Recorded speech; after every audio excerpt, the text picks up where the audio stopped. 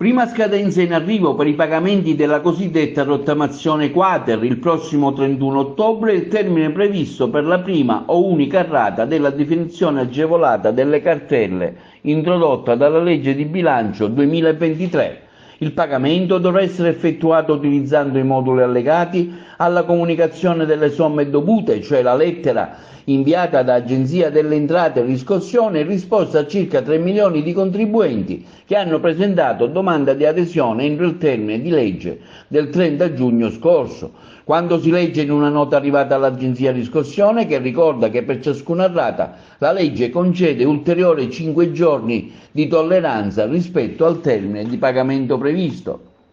Pertanto, per la rata scadenza del 31 ottobre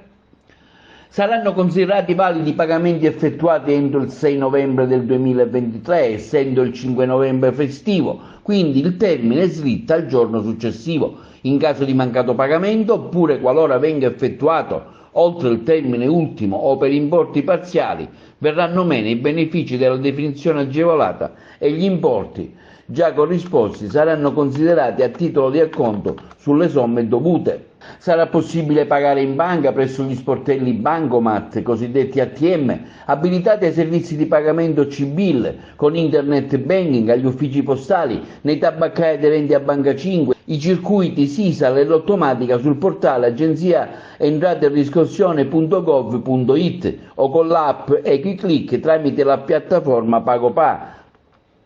Si può pagare anche direttamente agli sportelli di Agenzia delle Entrate e Riscossione, dove l'accesso è consentito esclusivamente su appuntamento da prenotare sul sito nella sezione sportello territoriale oppure tramite il contact center al numero 060101. Agenzia delle Entrate e Riscossione ha reso altresì disponibile sul proprio sito internet alcuni servizi utili per i contribuenti in vista delle scadenze di pagamento.